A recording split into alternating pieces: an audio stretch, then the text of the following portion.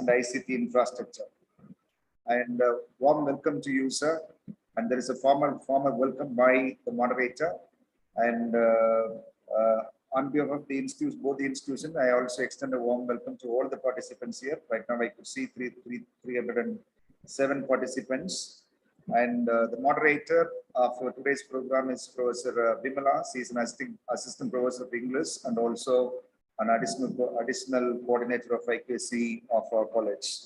And let me welcome Professor Vimala to welcome the gatherings and introduce the guests to the August gatherings. Professor Vimala, over to you.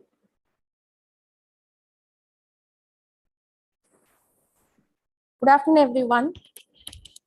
It's my honor and privilege to welcome all the participants and all the dignitaries to the second day of this FTP program, jointly organized by Mannar College and the A.P.C. Mahalaxmi College in collaboration with IQAC Cluster.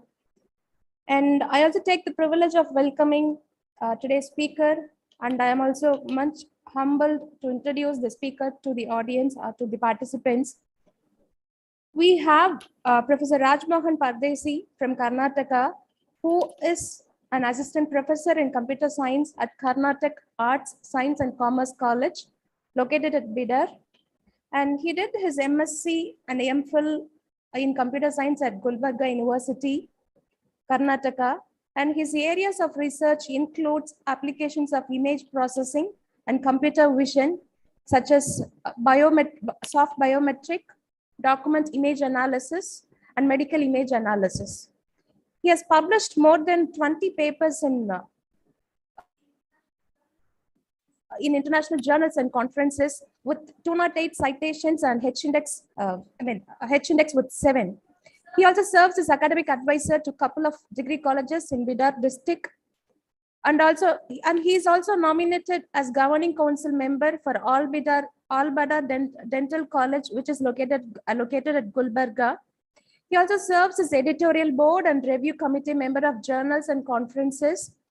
Sir has 8 years of research experience, 8 years of experience in research and teaching and administration. He has also got grants from DBT under Fold Scope Scheme and from KSTA Bengaluru under Short Study Scheme. Sir, we are much pleased to have you as a resource person for this FTP. And sir is addressing on the title LMS and ICT Infrastructure. Much pleased to have you, sir. The floor is yours. Thank you, sir. Thank you so much for giving me this opportunity, both the colleges and cluster. I'm thankful to you.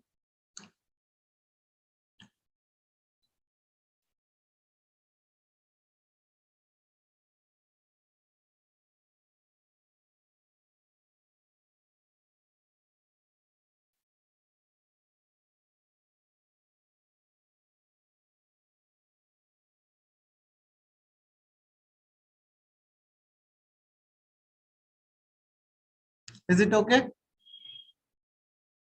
Yes, sir. Okay. So today I will going to talk about learning management system and ICT infrastructure.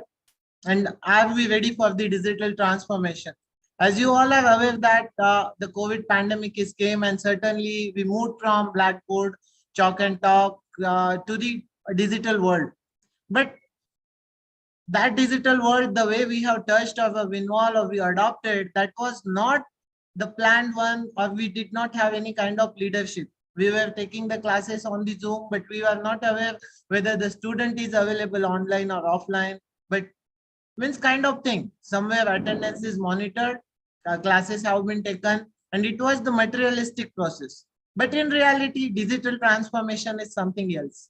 That today I would like to bring into the picture how the universities, colleges, or higher education institutions are moving from normal traditional classroom to the transformed higher education institutions or virtual classroom and etc. So in today's talk, I will discuss about the introduction and motivation behind the digital transformation. I will focus about learning management system, what it is, how it should be designed, what was the history of LMS, then the e-content, what we are going to develop in the learning management system, how it should be. The 4 quadrants of the e-content as per the UGC guidelines, I will going to brief. Then I will show you the case study of the Moodle, the live demo, how the Moodle can be adopted by the institution, because it's very easy to upload the e-content or to prepare the quiz assessment or any kind of teaching, learning, pedagogy and processes. Later on, I will focus on the ICT infrastructure. What kind of ICT infrastructure should be available into the higher education institution? It may be the hardware, software, or specialized resources. Later on, I'm going to focus on the digital transformation, how a higher education institution can be transformed from traditional to digitally transformed institute. Then lastly, I will conclude and open discussion will be there. So here, ICT infrastructure is the most important infrastructure among all, because nowadays this is the 21st century. You are aware that things are almost available on the internet and things are digital. So therefore, without ICT, no institute can bring the quality into the teaching learning process. Therefore, it is the main purpose of the education system and decides the quality of the teaching learning process in the institutions. So what kind of infrastructure we have, that is the most important thing. An innovative academic infrastructure also decides the quality of the output students of the institution and ICT skills, whatever we are going to introduce over there. So digital citizens versus digital migrants. You focus here, I am using the two terminologies. One, digital citizens versus the digital migrants. The students which we are coming into the classroom, these are actually digital citizens. They have born and brought up into the era of the internet.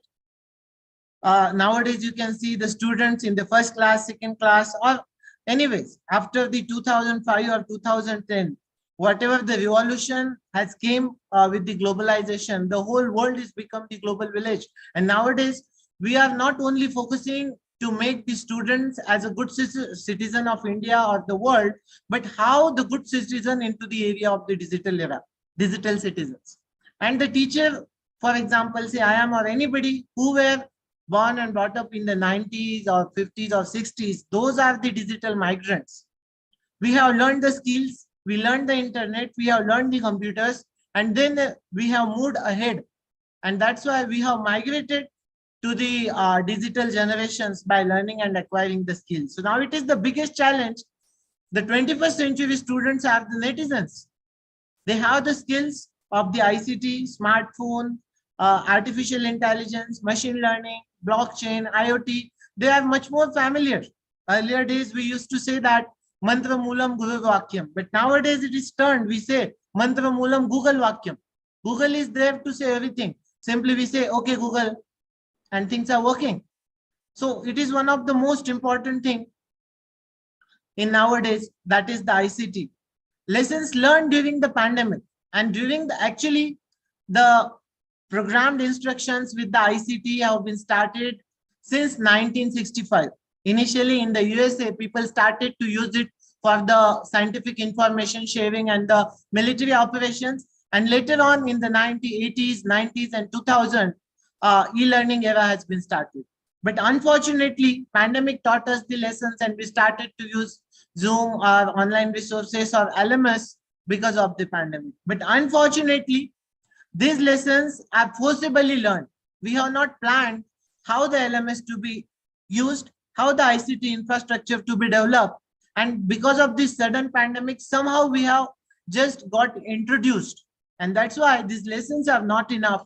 And in this today's talk, I will cover that how the systematic leadership or planning is required, or strategic planning is required to transform an institution into a digitally transformed institution, or you can call virtual university or virtual classroom or anything what teaching learning can go virtual. So ICT simplifies the contributions of all stakeholders.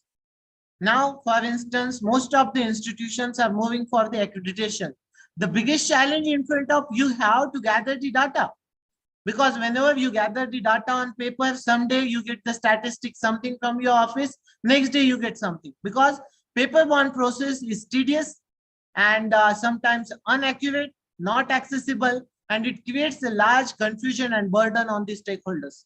But at the same time, if we have the ERP or any kind of data management system or centralized database. So it simplifies to identify the contributions of the stakeholders. It makes the data available on your fingertips.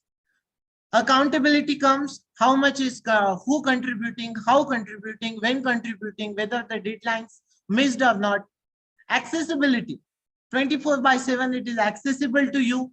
And timeliness, you understand that what kind of progress you have done. For instance, an institution want to see the progress in a quarter, second quarter, third quarter, fourth quarter, yearly, and so on. And if your institution is digitally transformed institution, you have the quality ICT infrastructure, software, hardware, or any kind of management system, it becomes very easy for you. Just based on one click, you can get all these kind of reports, and information will be turned into the knowledge, or data turned into the information, and that will going to help out for the decision making and quality maintenance into the institution. So basically, I want to ask a basic question to all. Are we ready for 21st century education system? Because our education system is ready for IT-enabled generation or not. If we are not ready for the future, then there is no future. We have seen most of the institutions during the pandemic, they could not able to take the classes online. Though teacher having the smartphone, internet connection, but students not having the smartphone, mobile, or good internet connectivity. And that time we realized that how big digital divide it is. Though we call it as United India or Digital India, so many things are coming. But the realistic digital divide we have seen during the pandemic. So these are the couple of questions we should have to ask for. Are we ready? Our institute is ready for the future education system. And nowadays, you have seen that the universities having the A grade, they are given the open hand to start the new courses into the distance mode or virtual mode. So that time, those who have this kind of ICT-enabled faculty, ICT-enabled infrastructure, ICT-enabled task force, they can only going to survive in the future. Otherwise, there will be the very big thing.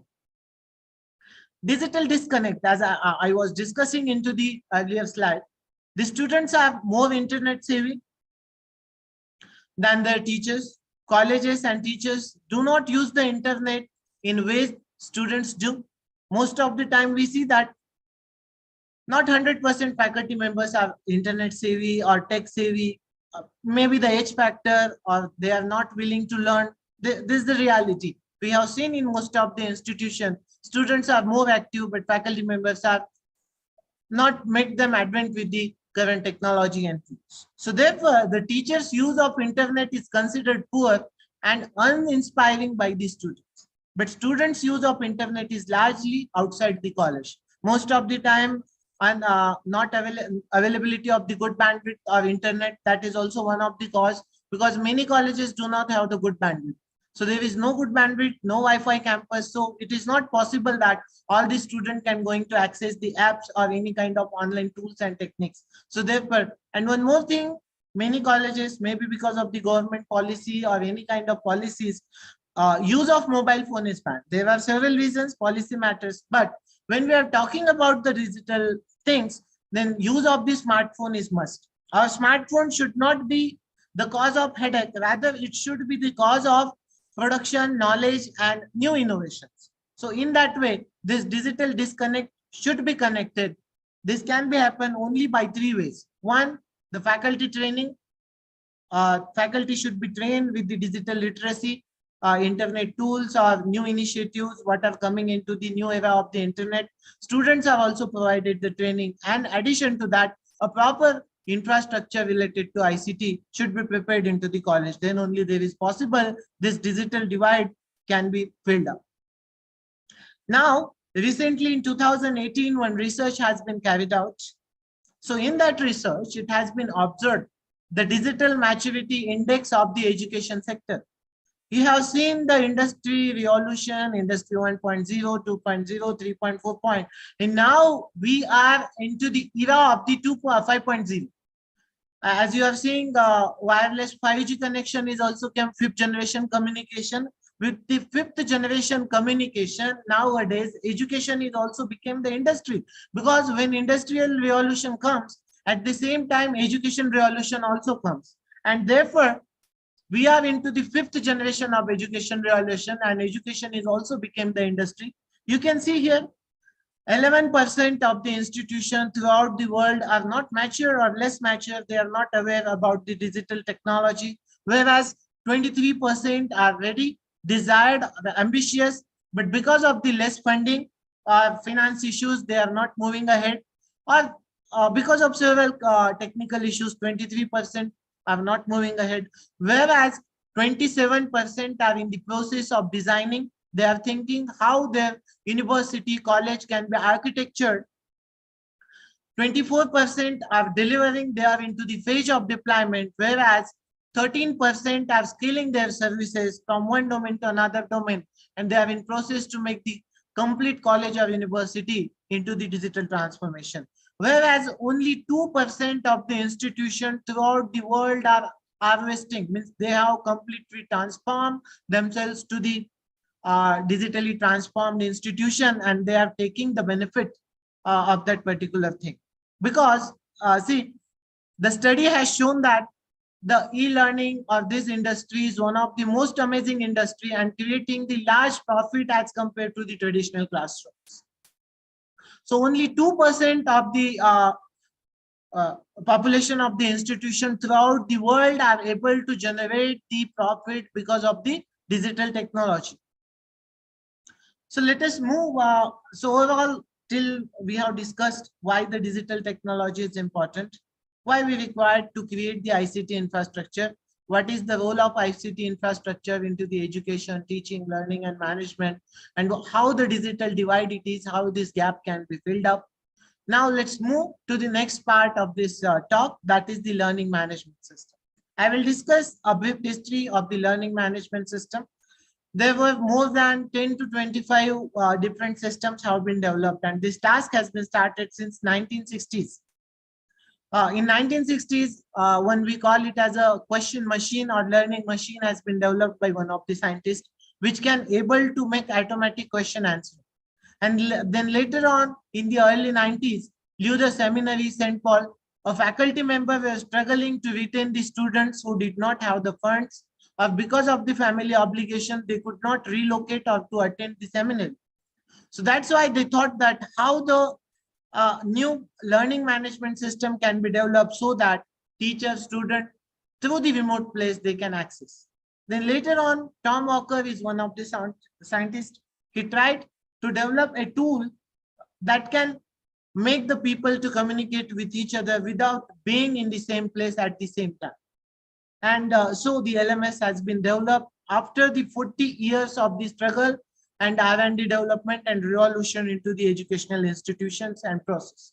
So learning management system, which we call or abbreviated as LMS, also sometimes known as a course management system, we call it as a CMS, and have come long way since those early days.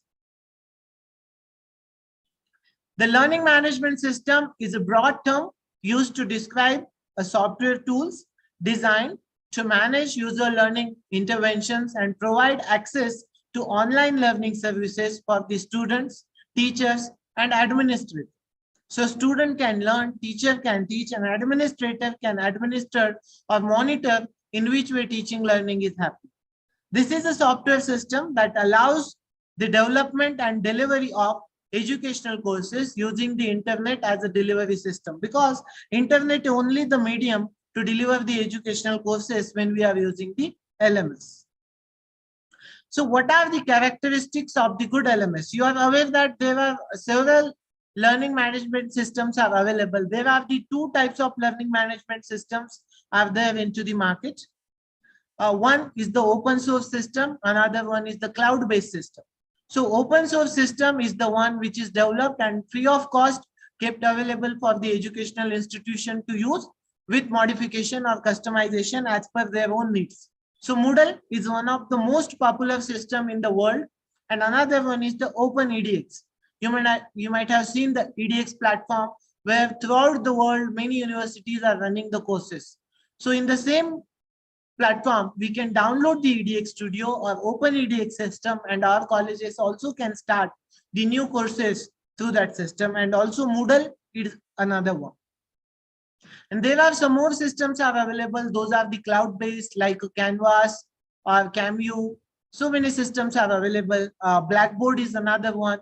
But cloud-based systems are quite costing too much to the education institutions. Therefore, open source systems have been used and hosted sometimes into the local server and our own cloud systems of the colleges.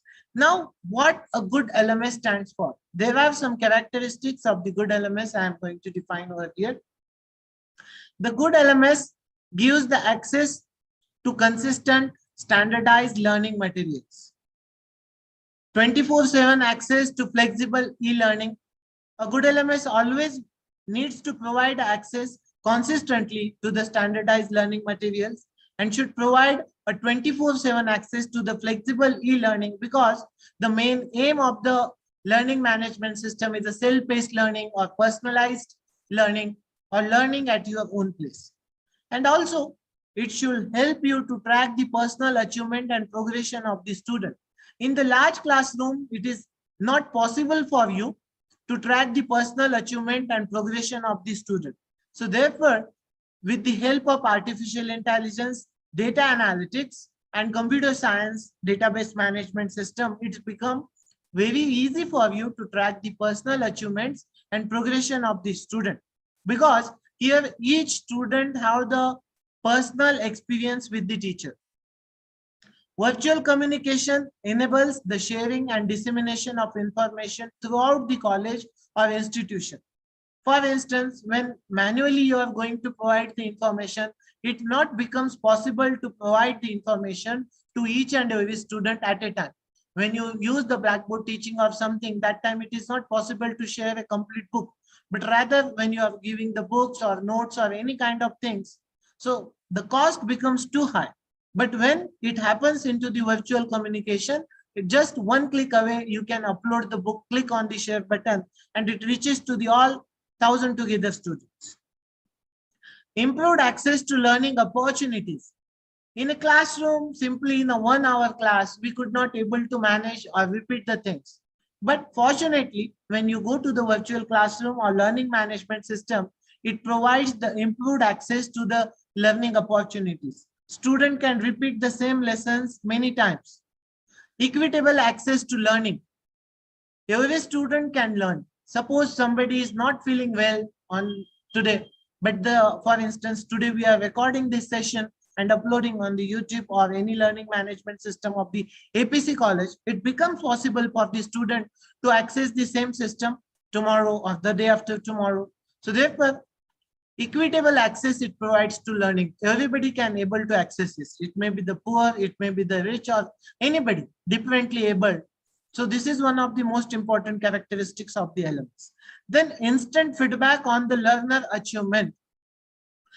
This is the biggest, we can say, the boon of this artificial intelligence. We can get the instant feedback. Automation gives you the instant feedback on the learner achievement. For instance, you set up a quiz and already answers are also set up. As soon as students attempt the quiz, he gets the feedback within a fraction of a second. Personal area to store the work and other files. This is also one of the most important things. You give the 1,000 assignments or whatever it may be. Student can able to get all the data in his personal dashboard or portfolio. So this is one of the most important thing. Virtually, you get the space like a Google Drive or so many things are available, and we are using Dropbox, all these kind of tools. Virtually, we are able to store the information, index it, retrieve it, or access it. In the same way, student also gets a personal area to store his work, his own information, or any kind of files at one single place, or it is at his portfolio. The tracking of attendance and assessment results. This is one of the most important thing a teacher going to get because of the learning management system. In manually, we could not able to track the attendance in a proper way, or it takes a time consuming. In 1 hour class, if there is a very large classroom, 10 minutes are going into the taking the attendance only. And assessment is also become the tedious when you go to the large classroom. So traditional classroom management is a quite tedious task. So here, this learning management system or artificial intelligence-enabled tools are empowering the teacher to manage the classroom. For instance, these are the two very good examples like attendance and assessment results. These are on-spot results or tracking you can do. Now, what are the outcomes of this LMS? When you have the LMS, it should have to develop or have some outcomes. For the teachers, it empowers the teachers for effective delivery of the content. For instance, there is no end for the creativity. When you are taking a 1 hour classroom, you get restricted to yourself. But when you are developing an e-content for 1 hour class to host on the online system, you can invest or dedicate 10 days, 20 days, 1 month, because different kind of multimedia tools, engagement tools, quiz, so many things can be incorporated, and teacher is empowered for the effective delivery of the content at his own pace and by his own way. Then feedback-based content upgradation. It is not possible each day to have the feedback in a class. Usually we take the feedback at the semester end, and those students will not get benefit. Rather, next batch may get benefit. But rather, when there is a learning management system, so you can take a quick feedback through the discussion forums of the feedback form or survey form of the polls. On spot, you can get the feedback, and that feedback will help you to upgrade your content, whether it is low, high, or whatever the quality of the content is. Analytical input enhances the teaching effectiveness. So see, when you collect the feedback, you get some idea what your stakeholders or audience want. In that way, these analytical inputs are going to enhance your teaching effectiveness. And that's why these are the outcomes. Overall, teacher gets empowered and he becomes the more effective in delivering of his content. Then the student, broad choice of content. Somebody can listen the video, he can go for the video content. Someone want to just read, he can read, or someone want to listen the audio, we know that. There are the varieties of the multimedia contents are available. So basically 3 types of contents are most important. One is the audio, another one is the audio and video, and third one is the text.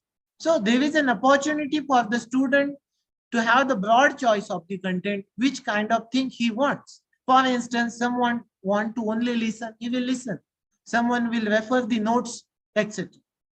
Then well-organized learning resources. So regular classroom sometimes may not be organized because of several reasons. One faculty member have the very large classroom or big workload or so many things. So that time classroom organization becomes the tedious. But when it comes to the LMS, we can able to organize systematically one after another. Things will be added over there. For instance, first you will upload the announcement, then content, then assessment, then some small quiz, then feedback, then assignments, and so many things. So assessment-based self-appraisal of the learning levels. So student can identify his own learning level based on the assessment. For instance, you have uploaded one video and some notes, and after that, you have uploaded one quiz. And students are accessing that quiz by sitting at the home. They will attempt that quiz and easily they can understand at what level they are. In the Moodle, there is an opportunity or there is a system. Suppose if a student do not attend the class online access regularly, or do not attempt any quiz, or do not meet the deadline, so automatically teacher and student both gets the email stating that your student XYZ is at the alarming level. He is slow down, or you need to do something that way. So learning management system is also helpful for the both student and teachers for identification of the learning levels of the students. For the NAC, nowadays we are doing it manual. But if somebody uses LMS very systematically, automatically Moodle helps you to identify which student is advanced and which student is slow based on their access to the content and attempt to the assessment. And overall, what happens? Revolutionizing the teaching learning process. You see that here, teacher is also become effective. Students have also become attentive and engaged into the teaching learning process. Then obviously, the quality of the teaching learning will going to enhance in the institution. And that's why It is going to revolutionize the teaching learning process of the institution. Healthy competition led self-improvement. For instance, in case of the both teacher and student, if I have uploaded one video today or giving one talk today, if I see that some feedback I am getting, so I will obviously try to improve myself. But at the same time, in the whole class, if you tell to somebody, please improve your handwriting, please improve your communication, that time student may get suppressed or he feel shameful. This is not going to happen in case of the LMS.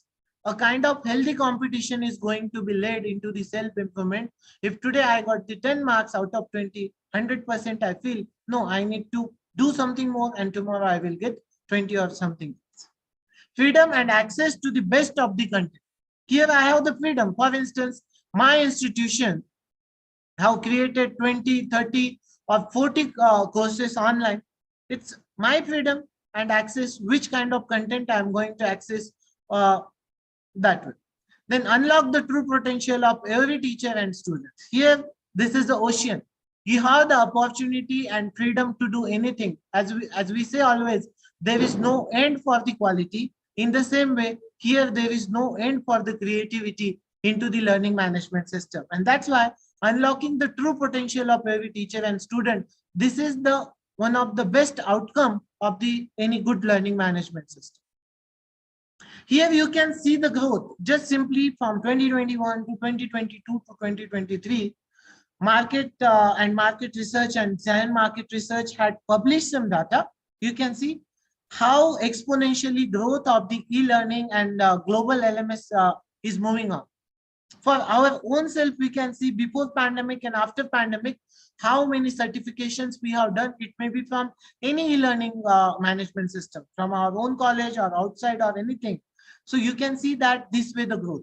So today's participation index itself is showing that. We could not able to gather this many participants if we could have been organized this seminar offline. But we are lucky enough. This is only these are the blessings of the internet and digital technology era. This shows that how the exponential growth is happening. And this chart is self-explanatory how the things are going on. So are the institutions are prepared? The main aim of showing this is that are we ready to offer the content through the institution to the student, and not only offering the content, but can it become the profit generation or fundraising tool for the growth of the institution? When institutions are going to invest crores together into the digital transformation, so that time obviously a management will think what is the kind of return is getting. So are we able to offer some courses, short-term courses or long-term courses by making some industry tie-ups and all? So LMS is not only there available for the teaching learning, but be aware, we have to take the responsibility on our shoulder. Some fundraising also should be done through such kind of LMS and IT tools. Now the traditional versus new age LMS, shift from technology to user-centeredness. In earlier days, say traditional classroom and new classroom, as you all know that earlier classrooms of the teacher centered. What teacher is telling, that is happening. But nowadays, everybody want to see that student engagement, active learning, and all those things. So here also, how the new age LMS is transforming. You can see that personalization, active learning, engagement, these are the new things are coming. Shifting from technology to user-centeredness. Everybody have the technology, colleges have the website, and because of there is a question into the assessment and accreditation agencies, almost all colleges are having the LMS. But now the thing is that assessment of the quality of the LMS, the functionality of the LMS, opportunities, which kind of opportunities are provided into the LMS and what kind of user-centeredness is there. So the way we call the teaching learning should be the student-centric. In the same way, our learning management should be the user-centric. And how we can make it user-centric? Let us go one by one. So it should be the closed loop system, closing the learning loop. Usually what happens, we could not able to close the loop. Teacher teaches, student learn or don't learn. We don't have any kind of feedback. At the end, when examination comes, at the end of the semester, that time student write something and done. So most of the times, The focus in the Indian education system is given on the summative assessment. Internal examinations are happening, but unfortunately, they are just paper-based. We are the witness how many teachers are providing the realistic feedback to the student except the marks. No, because there is no system. And this is not possible on the pen and paper-based system. If such kind of things will come, then we need to make a student-teacher ratio 1:10. In the large classroom setting, this is not possible. So thanks to the developments into the technology and artificial intelligence, we can able to do this when we are going to develop a learning management system, which is a learner-centric system. So teaching, learning, assessment, and corrective measures, these all four should be correlated with together. If learning content is uploaded, we have to see that how the learning is happening. And to check the learning level of then assessment should be there. Then if assessment goes wrong, then corrective measures has to be taken. Those corrective measures should be implicated into once again into the teaching, then learning, assessment. This is the cycle, or we can call it as a closing the learning loop or teaching learning cycle. This is one of the most important thing we have to do into the learner-centric learning management system. So design thinking for the LMS, how you are going to design the learning management system. We have to think about so many things over here. First thing, why? What is your goal? Just simply XYZ institution have LMS, that's why we want to do it, or pandemic is came, that's why we want to do, or because of there is a question into the assessment and accreditation, that's why we have to do, or government policies there, or management policies there. Why we want to generate or design LMS for our institution? This is one of the biggest question we have in front of us. So there are the two causes I want to provide you, or two goals. One, teaching students in accordance with their attitude. This is only possible when new age learning management system are going to be designed into the classroom. As I told many times into this conversation, that there is a very tough thing to manage the classroom of the large students like 100, 120 or 60 or whatever it may be. We could not give the individual attention in realistic traditional classroom setup. But when we are going to move into the virtual setup, teaching the students in accordance with their aptitude can become more easy, because that way artificial intelligence is going to help you out. It gives the personalized experience to each student and teacher. Second thing, high quality education requires the technical means. In UNESCO, in their 2030 action plan for the education, they have given a very big focus on ICT, ICT-led teaching learning, ICT-led faculty training, and all those things. So that's why these are the two things in 2030, or very soon you may see that a paradigm shift will come. And nowadays itself in NEP, government is focusing that 30% of the courseware will going to be online or virtually. So that's why LMS is one of the most important for each and every education institution in the future. Then who are the participators of our learning management system? So you can see these are the stakeholders: teacher, student, parent, principal of the school or principal of the college, and governor, or you can say administrator of the college or management. So what is the demand of the teacher? The demand of the teacher is that preparation and correcting. So your LMS should be such kind of flexible and adaptive. They could easily develop the e-content, organize it into the systematic manner, and whenever there is need of editing, updating, or correction, it should have to provide to the teacher.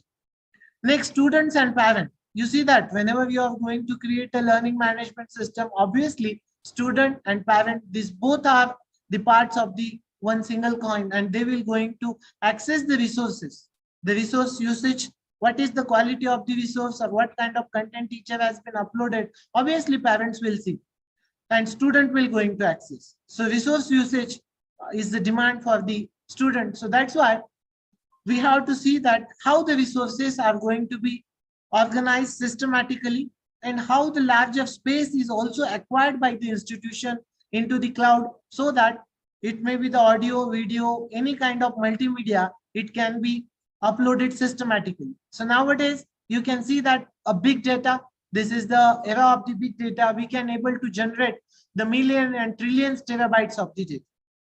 So that time to store this kind of data, resources are also must, and we should have to focus on that.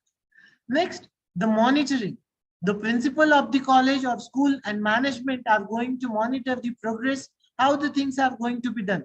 Suppose somebody is investing the money in establishment of the LMS, then obviously management or principal want to see that how it is going to be utilized. It is 100% utilization is there. It is properly utilized, and what percentage of the stakeholders are using, at what level progress is going on, how many teachers are actively participating, students are actively participating, how much time is spent. These all things are going to be monitored by the head of the institution and governors of the college. So there is a participation hierarchy and their demand. This also you have to be focused when you are going to design the LMS. Now the scenario of the application. What kind of applications are there? What you are going to do? Whenever you have the learning management system, what you will do there, that also we have to see. So first thing we are going to do is teaching. So whatever the content you are going to be created, that will be uploaded for the teaching. It is a virtual teaching.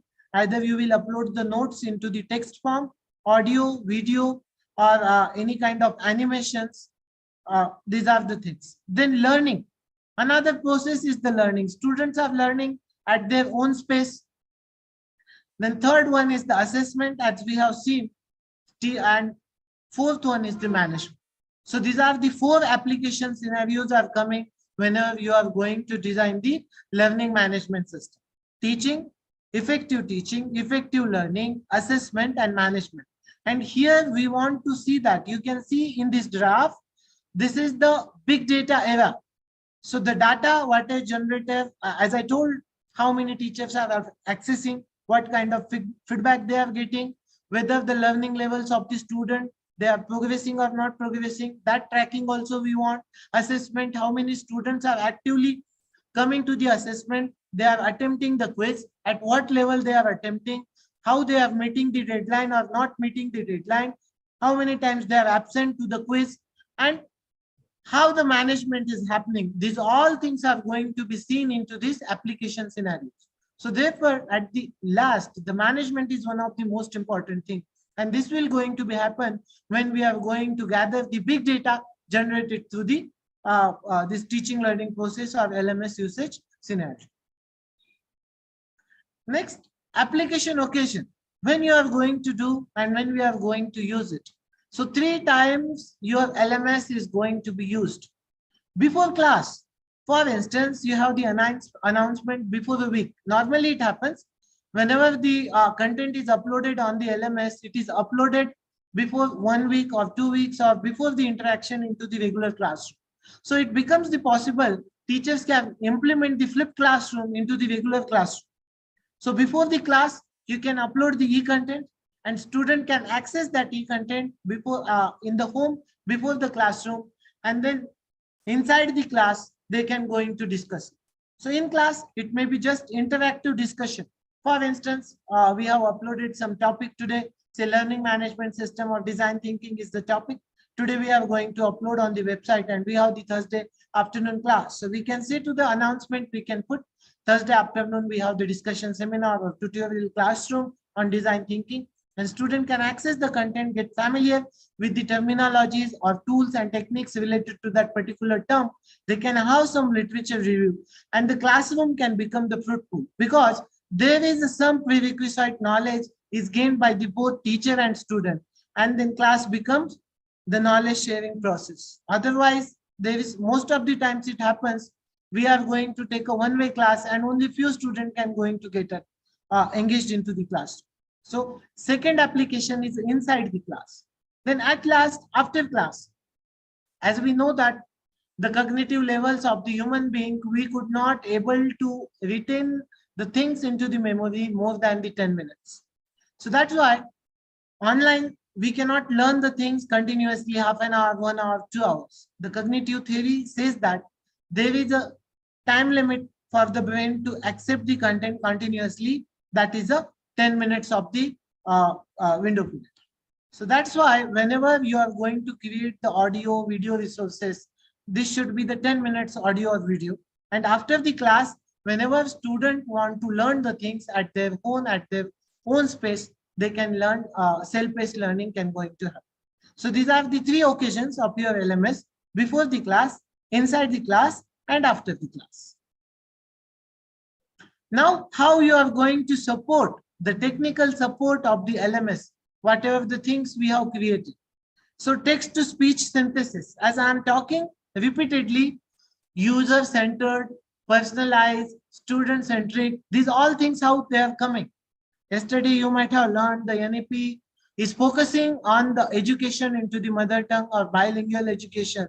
So that time, this text to speech synthesis will going to help us. So whatever the classroom teaching is happening, rather than teaching the classes into the bilingual process or into the one language, we can use the technology, natural language processes technology and artificial intelligence to convert speech into the text, then natural language synthesis or speech synthesis, and we can convert into the second language.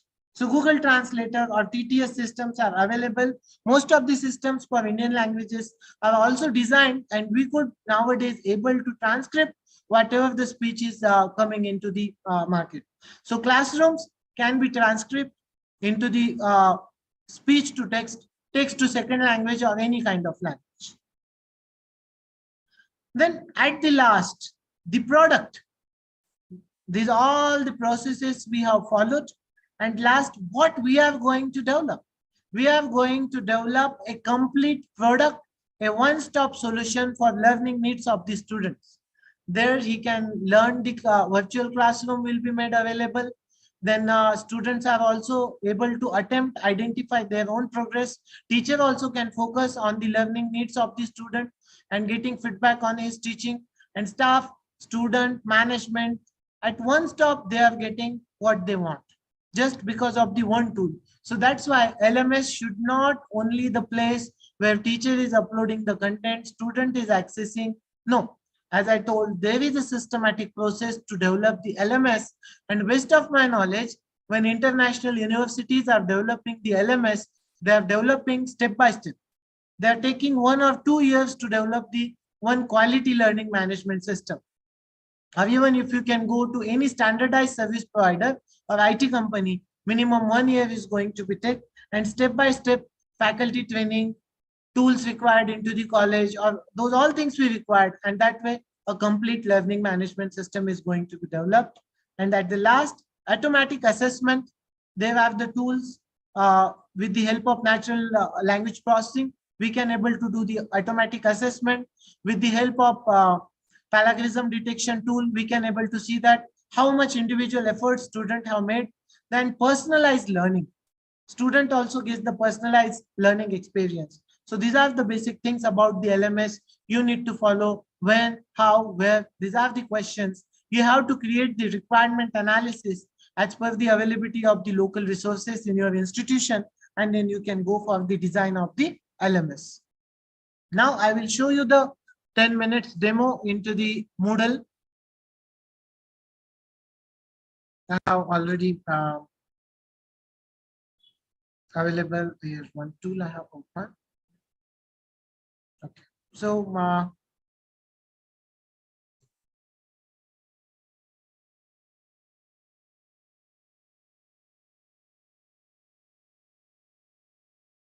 now you can able to see the screen. This is the Moodle of my own college. We are also in the process of the development. So here just I have added the text. For example, say graph theory is my own course. You can see the dashboard. At the dashboard, you can add the teaching learning plans and whatever the courses you have added. So these are the different types of courses have been uploaded by one of the faculty member in our college. Here also you have the opportunity to add the calendar, and just here we can have a glance. What are the opportunities we get into the LMS? So here you can systematically provide the different kind of announcements You don't need to communicate through the notice or orally in a classroom, but simply by evening, afternoon, on at your own leisure time, you could be able to make the announcement into the class. And all the students, those who have enrolled, they could be able to come over here. So you can able to add the reference books of different types of topics. For instance, here I have simply added the topic 4. You can have the opportunity to edit, add activity or resource.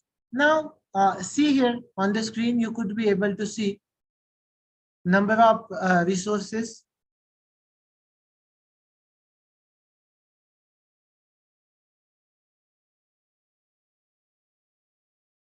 Can somebody give me the feedback whether you can able to see the activity and resources on the screen? Because this is the pop-up. Yes, sir. Yes, sir. Yes, sir. Please go ahead. Okay, thank you. So you can see there are the number of activities are available which you can add into the LMS. First one is the assignment. And I tell you, you don't require any kind of teacher to teach you the LMS. Simply you need to log in, and if you can click on that option, all self-explanatory help is available here. What assignment is, how you can submit, what kind of things to be done, all the activities are given over here. So for instance, I can simply add one assignment. So I can add one assignment here. So assignment name, I will add say graph theory, part 1. And whatever the description about the graph theory, you can write something A.P.C or XYZ, whatever your description is. And then this description also can be displayed on the course page. And if you want to upload any kind of additional file, simply you can click on the file. Either you can drag and drop, choose the file option. You can simply select any kind of file you want. It may be the audio, video, whatever the kind of resource. You can upload the file. That file will be displayed over there. Then, most amazing thing. In general, what happens in a classroom, you could not able to identify when students are submitting or at a time they make the rush. But here, more interestingly, you can able to add the availability of the assignment. Allow submission from date, even with the timing you can add of seconds, due date, starting date and ending date, any kind of cutoff date, or remind me to grade by. Sometimes teachers are also very busy, they forget to grade the assignments.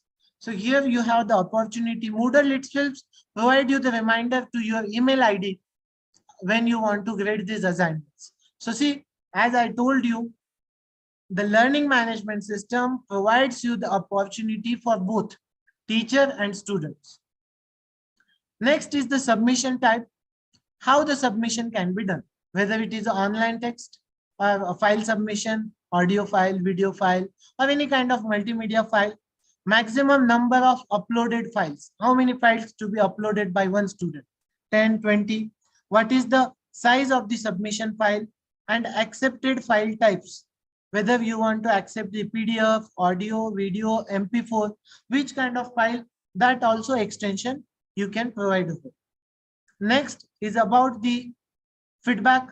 Which kind of feedback you want, the comments or the grading sheet or the feedback files. These things also can be added over there.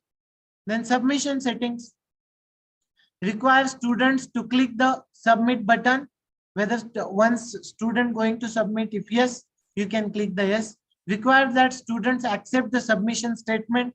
You can add some statement that the above assignment is done by B, no content has been plagiarized or copied from anywhere. That way also. And attempts to reopen.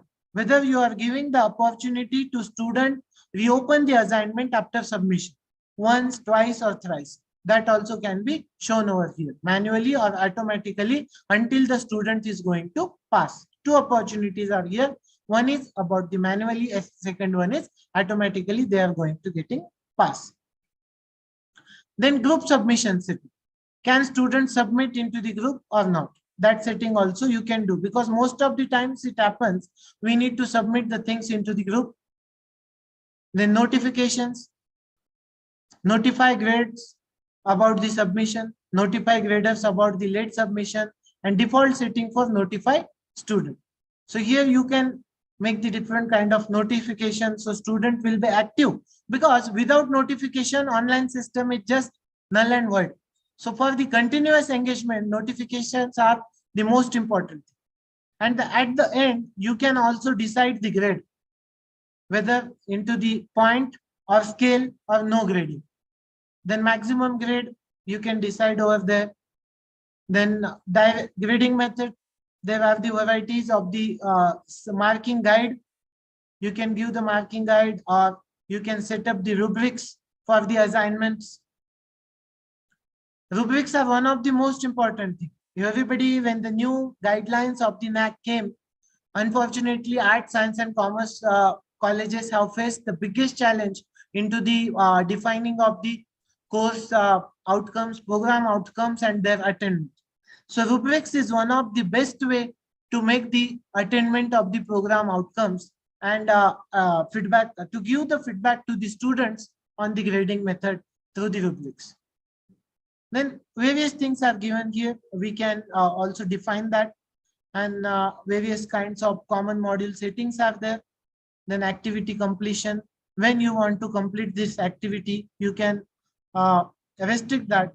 And also some competencies also can be described over there. What you want to describe, and upon completion of the activity, you can activity completion, you can attach the evidences, you can send it for the review or complete the competency. So competency based assessment also can be done, especially into the botany or zoology. We design so many stations into the practical. So same way, online also you can create it. Usually in the medical, they do it OSCE. They design the number of stations, and one student have to pass from the different station, and you want to attempt the different things. In the same way, we can also do online. OSCE stations can be designed, and competency-based assessment can be done into the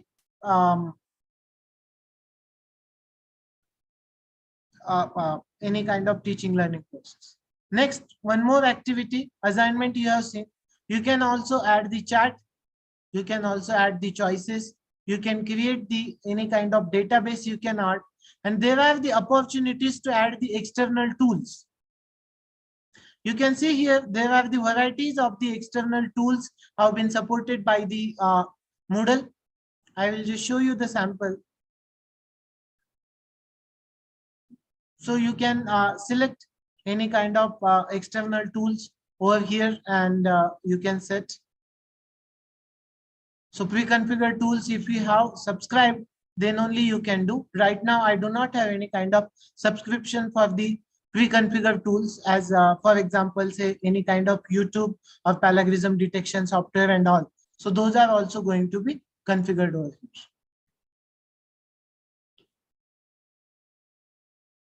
Next activity, you can see the quiz. One of the most amazing thing in the Moodle, you can create the quiz.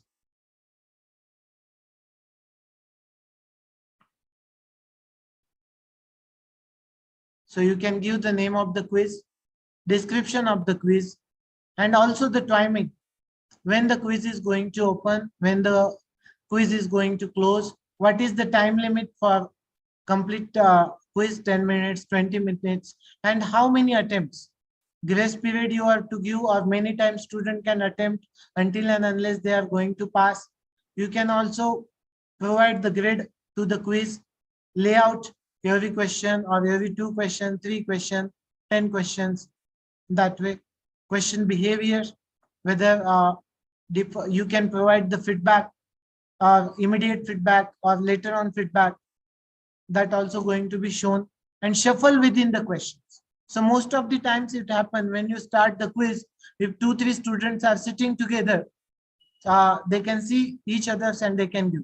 But here, if you can make a shuffle within the questions, so questions are continuously shuffled, and they will give the personalized experience to. Here are the several review options are also given. The appearance is also provided.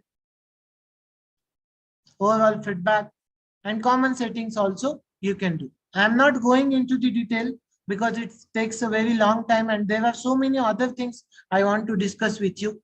Here just you can consider as a symbolically, I am showing you how you can do the things.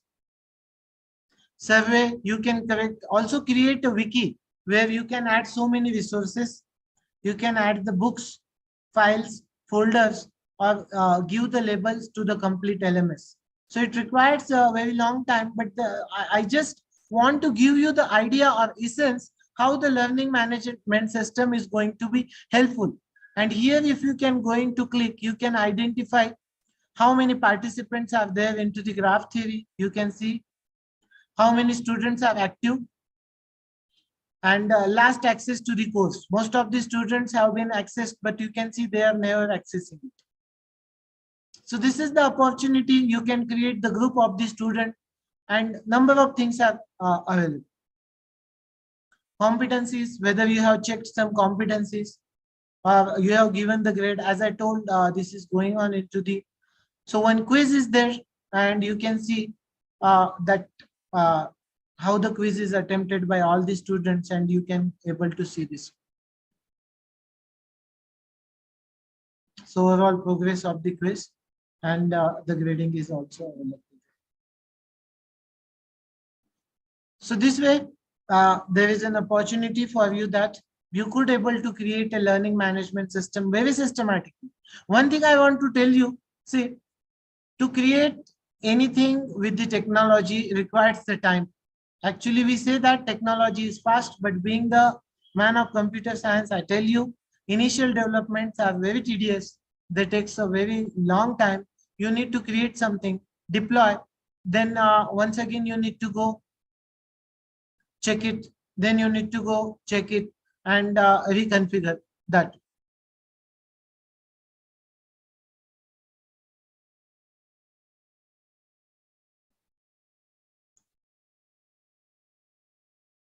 Screen is displayed.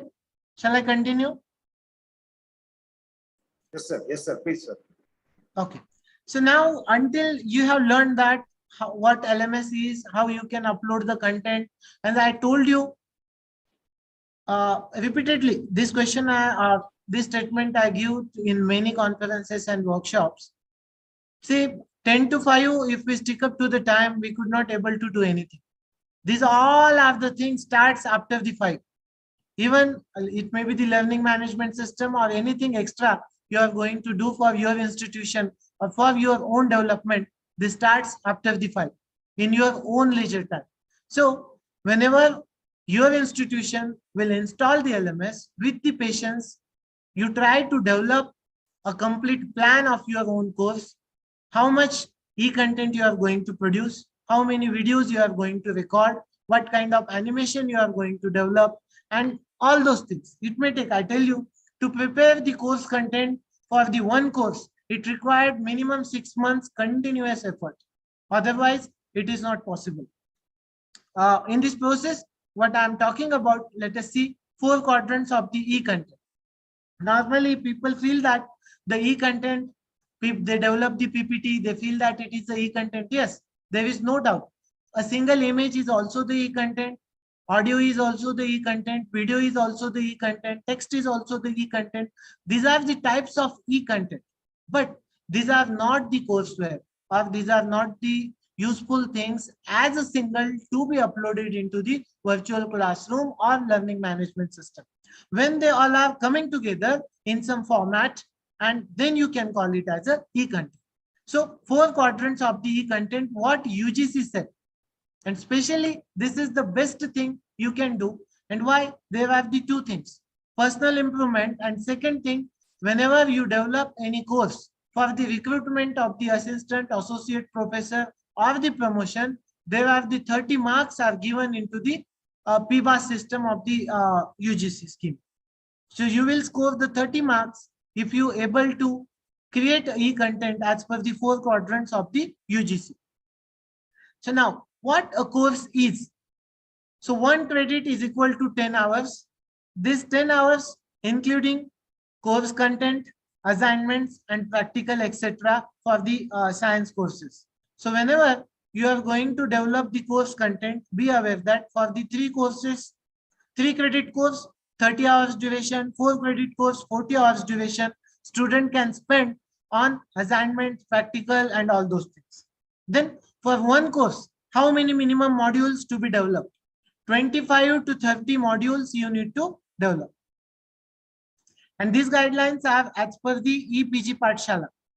And this will be helpful for you. Nowadays, recently UGC has called for to develop the e-content under the Swayam or EPG Pathshala. So those are the regular faculty members. According to these guidelines, they can prepare the proposal and submit to the UGC.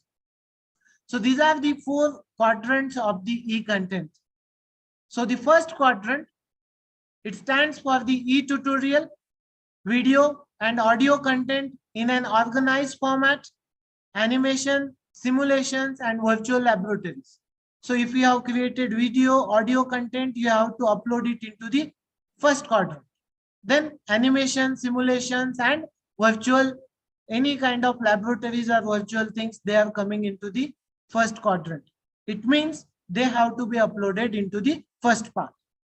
Then next part comes textual document, any kind of text. It may be available into the audio, video format, PDF, ebooks, illustrations, video demonstrations or documents, interactive simulations, wherever you require, or diagrams, you can add it into the second quadrant. Third quadrant stands for the web resources. Related links to the content, Wikipedia development of the course, open content on the internet, case studies, anecdotal information, historical development of the subject and articles. So whatever the external resources or references are there, those links can be provided into the third quadrant. In the fourth quadrant, it stands for the self-assessment. MCQs, different types of problems, quizzes, assignments, solutions, online feedback through the discussion forum, setting up the fact, clarification on the general misconceptions. These all things you can develop into the fourth quadrant. Now let us see one after another how you can develop this 4 quadrant C content for any course. So the first quadrant comes here. First module, so you are developing the one module of any course. First, you have to write the name of the module, then introduction of the module. You have to define the learning outcomes of the module, say L1, L2, L3, L4, then name of the topic, then hierarchically, if required, define the subtopic, subtopic hierarchically, so on, and at the last, summary of the course. So for one module, at least 8 pages, 300 words should be available when you are producing the text document. And when we are making the video, it should be 30 minutes to 1 hour. Now, when you have uploaded these all things, it should be supported with self-check exercises in the body of the text, examples and applications from day-to-day life if applicable. You can also add some illustrations like images, maps, graphics into the 2-dimensional, 3-dimensional formats, video and audio clips, animations in 2D and 3D, and some simulations. And also you can provide the appropriate URLs wherever required. Latest developments and trends into the subjects also highlighted. Summary, and at the end you can give the summary that will going to help a learner to quickly review the module. This means how much he has learned or not learned.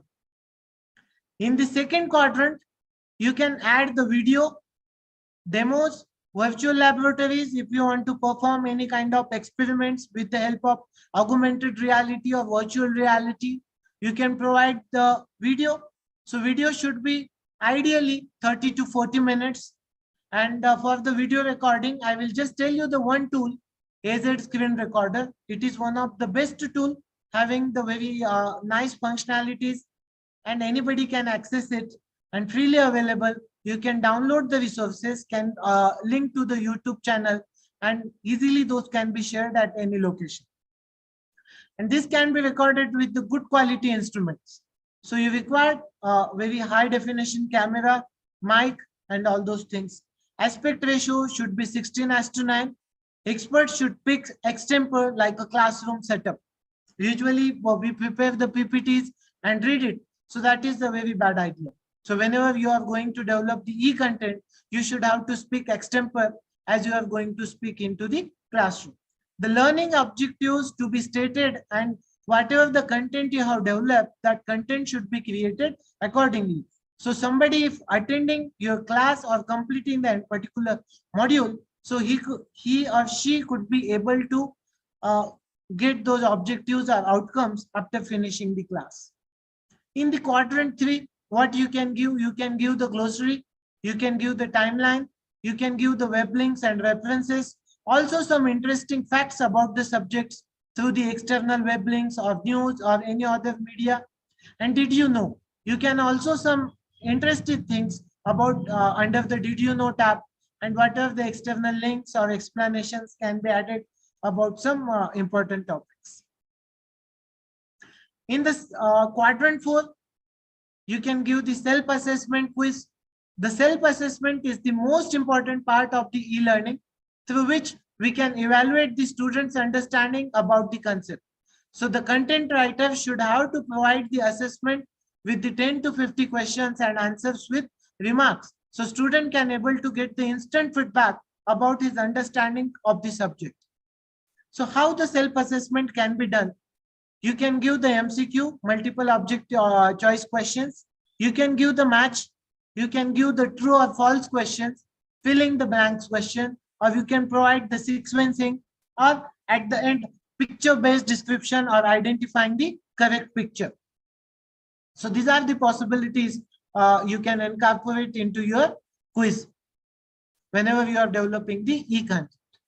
Now you have developed the content into the 4 quadrants, but who is going to validate and verify? No content should be uploaded on the college website or LMS until and unless it should be reviewed by the expert or peers. So content should be reviewed by your peers, those who are the expert into the subject or equivalent to you. There should not have any kind of plagiarism. So every content should be go through the plagiarism check, preferably the Turnitin software, and then it can be uploaded. And if you are using any education resources, open resources, or anybody's work, don't try to refer it, or if any copyrighted material you have used, try to get the written consent or permission from the copyright holder. Otherwise, your institution, your own service and name will become into the problem and you need to pay tax for it. Okay, so these are all things about the LMS and e-content we have finished. We will just play a small game, basic quiz through the LMS, through one of the tool. I just introduce you with the Mentimeter. I do not know how many of you are aware about the tool, but let us see.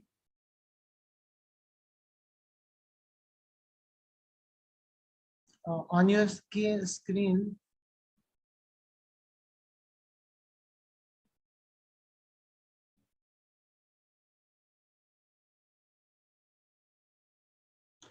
Mentimeter is displayed on the screen. Can somebody give me the feedback?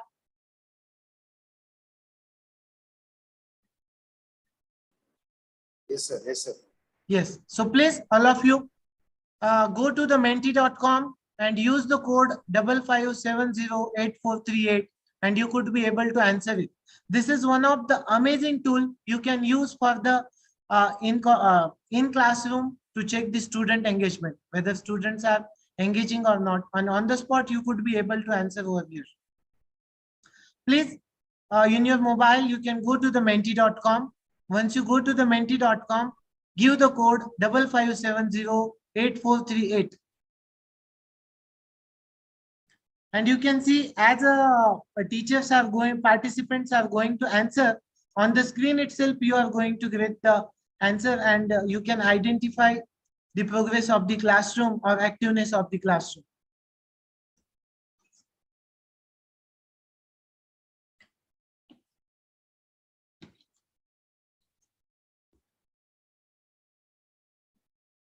All the participants, I request you, please try. Menti.com is very amazing thing.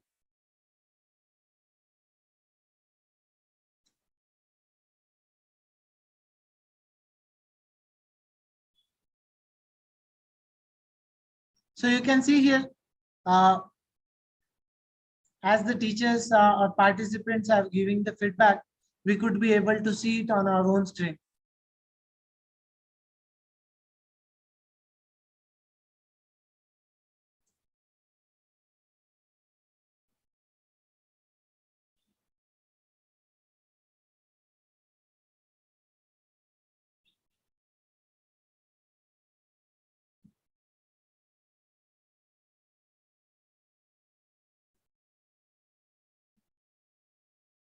Okay, I will move to the next slide and next question.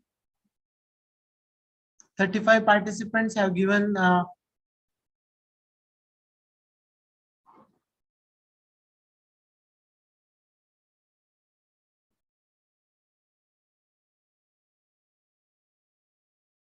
okay.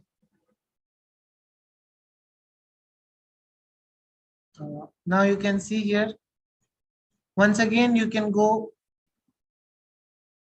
to the menti.com and please try to attempt it. Use the code 55708438.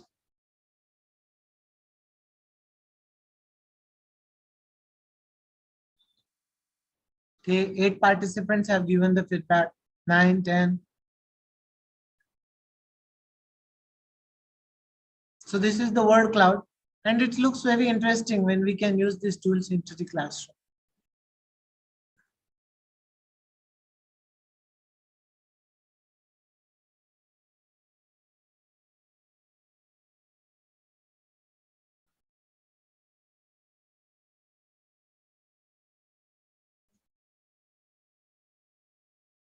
Okay, I will quit it here.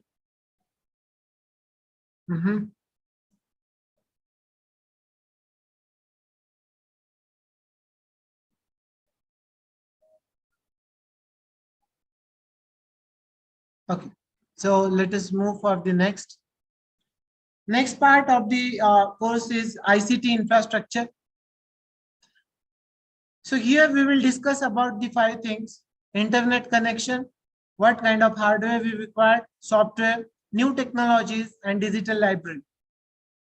So basically, when you talk about the ICT, information communication technology, broadband is one of the most important things. Without the internet connection, you cannot do anything.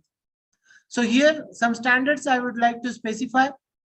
So broadband refers to the high-speed internet access that is always on and significantly faster than the traditional dial-up access. So nowadays, in almost all cities, we have the broadband connection. Preferably 25 Mbps for downloading and 3 Mbps for uploading should be, the speed should be available. And connection can be the cable connection, wireless connection, fiber optic cable, or satellite connection. For instance, in smartphones, we are using the satellite connection. In dedicated line, lease line, we are using the fiber optic cable. Sometimes it is a wireless and cable connection. Now, what ideal speed of the internet should be there when you are talking about the digital transformation, or you are talking about the ICT enabled institute or classrooms? So if you have the 1000 strength, 4 Mbps per user. If 3000 strength, 3 Gbps per 1000 users. And if 10,000 strength, 2 Gbps per 1000 users. Then only there is a possibility that dream of the e-governance or ICT enabled classroom can become the complete. Next part, BYOD. The terminology has came long back before COVID or pandemic. As you know that whenever there is an advertisement for the marketing person, so they usually put some conditions over there. The person should have to know the driving, should have the driving license, his own two-wheeler, and ready to travel daily 10 kilometers and visit the various places. So bring your own vehicle. This is the thing is happening into the industry. So BYOD, bring your own device policy, nowadays to be applied and made compulsory by the management for the teacher and student when we want to make a digital transformation. So what are the devices you can bring by your phone? Be aware that without depending on anybody, these are the basic devices each and every teacher should have. the smartphone, laptop, mic, headphone, tablet, or any other special devices which you required for your own teaching learning. Because if you depends on somebody else or somebody else's device, I hope there is no familiarity of the digital tools and techniques you can have. So therefore, BYOD is one of the most important thing you should have. Bring your own device policy in your institution for all teachers and students. Then only there is a possible that the dream of the virtual classroom or technology enhanced classroom will become into the reality. Now, hardware. What kind of hardware you required into the college? So the computer systems with latest configuration, 8 GB RAM, SSD 250 GB, minimum Core i5 or i7 processor with the 2 GB graphics. Otherwise, most of the things we could not able to realize into the digital standards. Mouse and keyboard are the common things, but they should be have with the quality standards. Screen with the quality display, preferably the HD display, and external hard drives for the storage, smart interactive boards, text-to-speech devices, augmented reality, and virtual reality devices. So these are the new things are coming into the market, or as I told you, Industry 5.0 has impacted, and in education also people are coming with this kind of devices of artificial intelligence and big data tools. I will show you some demos. Next, what kind of softwares you should have? Enterprise Resource Management Software, ERP. Each and every institution must and should have the ERP software, because earlier also in the introduction only I told you, whenever we are going for any kind of accreditation or preparing the report or tracking the progress, we are facing the big challenge or the problem because of unavailability of the ERP. Manual gathering of the information, analyzing, because very tedious task, and that cannot become possible. That's why ERP is must. Educational softwares which are required for your specific subject. For example, in botany and zoology, simulation softwares you want. In electronics or computer science also you want some simulation softwares or programming language softwares. In licensed and open source operating system, this is also one of the most important things. Being an educational institution, we cannot go for the piracy. Rather, every institution should have the license software. If license softwares are putting a burden on the institution, there are the number of open source softwares and operating systems are available. We can ship to those softwares also. And some simulation softwares also can be licensed or purchased by the educational institutions. I will show you the demo of the smart classroom. 1, 2, 3, go! Faster, faster, faster! Happy Friday!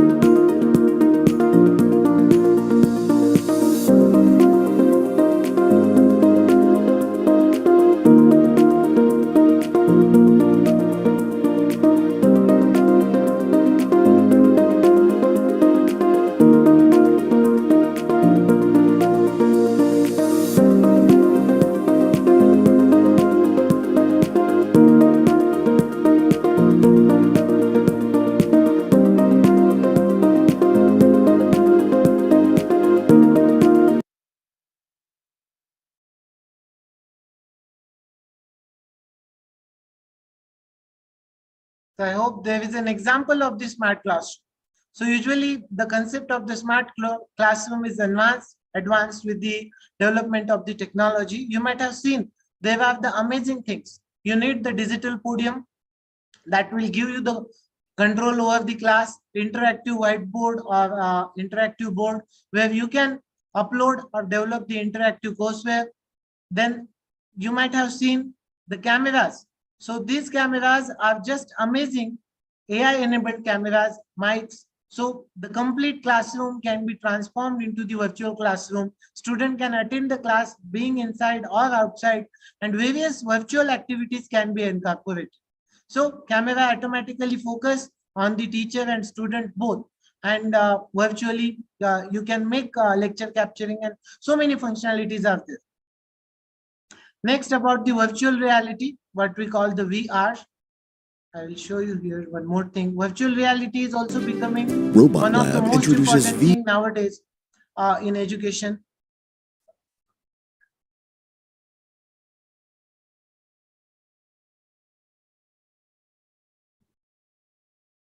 VR Expeditions 2.0.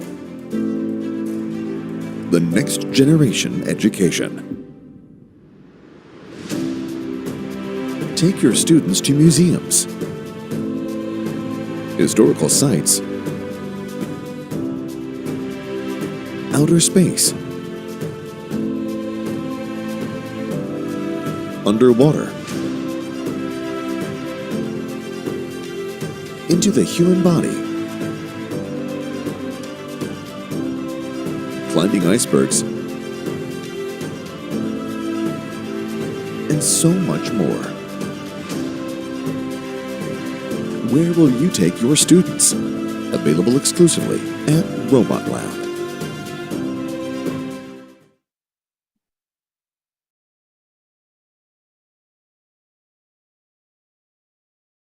So there are varieties of the tools are available. This is just one sample I have shown.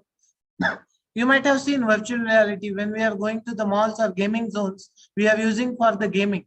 But now it's a time to implement the virtual reality into the classroom. During the pandemic, we have observed that most of the students could not able to do the field visit. Or there is a possibility if somebody want to study or show the student Western Ghats or history want to show, the professor of the history want to show Taj Mahal or something, there is most of the times through the imaging or just reading into the book, it's not possible. But you can see because of virtual reality, most of the things can be realized virtually. So this is one of the best thing nowadays coming into the market. Next is about the augmented reality. There is a very slight difference about the virtual reality and augmented reality. Virtual reality, you can realize it virtually, you need some device. But in case of augmented reality, you feel 70% realness. Means all things are happening in front of your eyes. Here is an example, I'll show you.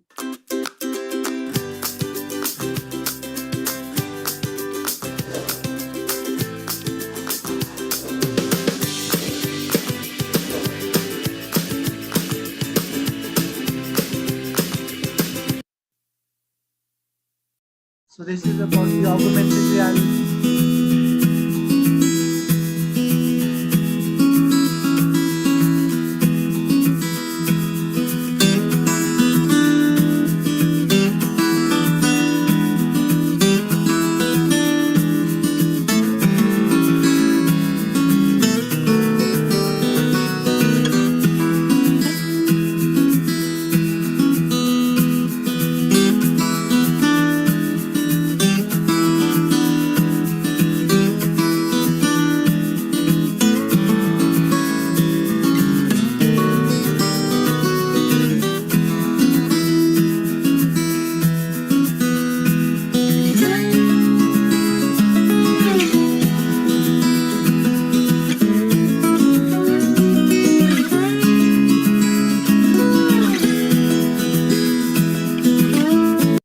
This is the augmented reality which you have seen.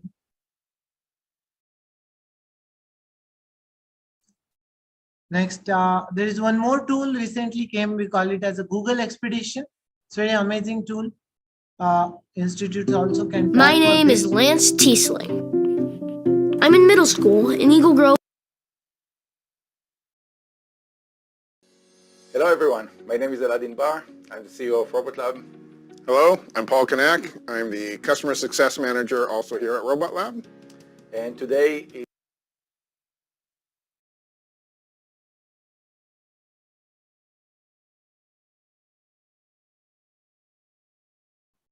My name is Lance Tiesling. I'm in middle school in Eagle Grove, Iowa. Eagle Grove is not a very tall place. It's actually very flat.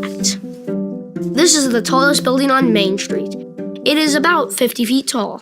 When I grew up, I want to be an architect and design skyscrapers. Yesterday at school, we went on a class trip, but this was not a normal trip with buses. This was something very different. The very first expedition we went on was to the Burj Khalifa. Go ahead and grab 2 hands and put them up to your face. It's so tall. Okay, we're gonna go to the 153rd floor.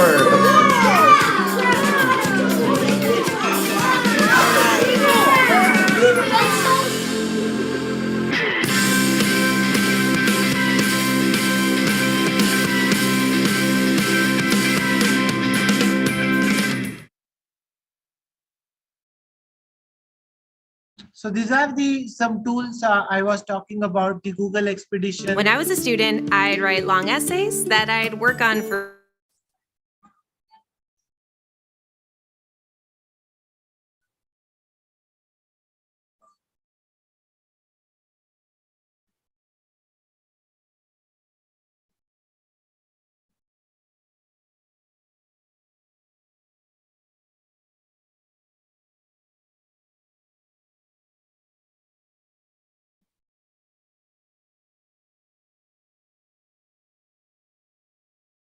So I was talking about the virtual reality, augmented reality, and Google Expedition is one of the new tool came into the market. So there is a possibility that most of the educational institutions in future are going to move in this direction towards the upgrading their ICT infrastructure and all.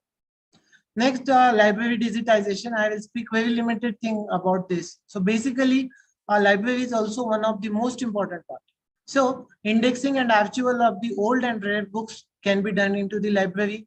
Web OPAC should be developed so student can access online availability of the books. DSpace, using the DSpace software, you can create the institutional repository where the scholarship of the institution can be deposited. Library automation can be done using the integrated library management software. Koha is the one of the best open source tool. Soul is also tool available from the UGC InfLibNet. And also subscription to the e-resources. The colleges can have the access to the InfLibNet subscription and Springer elsewhere. These all are the e-resources we can have. And institutional account on the Scopus and Web of Science. This is also should be the part of the library, because when institutions are moving towards the excellence, at what level their research is published, accessed, and H-index and all these things should be tracked by the librarian. So therefore, institutional accounts on the Scopus and Web of Science also should be the part of the library. Now, the digital transformations are one of the most important thing. Till now, we have discussed about so many digital tools and technologies. But here, voluntary versus rushed. See how many institutions are moved towards the digitalization or digital transformation voluntarily. Or we have rushed just because of the pandemic. We could not able to take the class. That's why we use the Google Meet or Zoom or WebEx or anything. So we have to think about it. So digital transformation means transforming an organization's core business to better meet customers' needs by leveraging the technology and data. In education, our target customers are students, faculty, staff, alumni, and all other stakeholders. So what a digital transformation is, it is a toy or tool, it is a heaven or hell. So how you are going to understand? Only when action speaks louder than the words. If you want to change, you must toil for it. And therefore, when institutions will start to work on digital transformation with the systematic planning under the quality leadership, then only there is a possibility that the use of technology or quality implementation of technology will come into the institution, and that will going to help. And that's why whenever it comes to the technology, I always say, work like a donkey and run like a horse. So when we work like a donkey, then only we can run like a horse. Earlier also I told 10 to 5 is not enough. Whenever it comes to the technology, we have to always extend the timings for the college and college works. And once we set up all the things, then nobody can stop us, because it is only the one-time investment and lifetime earning. So therefore, you can work like a donkey and then run like a horse. Now, how the digital transformation happens and what are the aims and experiences are going to be included. First, in digital transformation, all the recruitment of the students should have to go digitally. You can use the social media and text messaging as a part of the data-driven decision process. He can allow the students to register via their mobile phones on scalable cloud-based student information systems, providing a variety of online learning options. So students have enough courses to choose from at key points in their academic career, working with faculty and programs to convert courses into the flipped and blended models, using technology to monitor student progress and success metrics, and execute intervention protocols. And at the last, partnering with the industry to provide digital badges and certificates to enhance the career opportunities. Whatever the teaching learning is happening into the academia, we know that it is not sufficient to get the placement of the work for the student into the industry. Now it is a high time, whatever the teaching learning is happening or courses are happening, there should be the gap filling mechanism. And nobody will do this. Rather, the teachers and institutions only can do this. In NEP, there is nowhere mentioned. They are telling that student can get after 1 year diploma, after 2 years advanced certificate, and after 3 years degree or whatever it may be. But nowhere there is a mapping. If student leave after 1 year, what he will get the job, after 2 years, what he will going to do, and after 3 years, what he will going to do. If somebody leave the commerce course after 1 year, what kind of job opportunity is there? Either into the government sector, private sector, or in industry sector, or in NGO, anywhere. There is no policy, best of my knowledge. So therefore, who should stand for the students? Only the parent institution should have to think that students are came to us. We should have a tie-up with the industry academia collaboration, and we should have to design the qualification paths. Parallelly, students should complete 1 year degree program and one qualification path in tie-up with the industry, so he could be able to get the employment or generate the employment or to become the entrepreneur after doing something. So goals of the digital transformations are enhanced competitiveness, higher profitability. I'm repeatedly telling, when crores together you are investing, there should be the profit, must be profit. Though institutions are non-profitable, there is no doubt. But institutions also should not face the loss of deficit.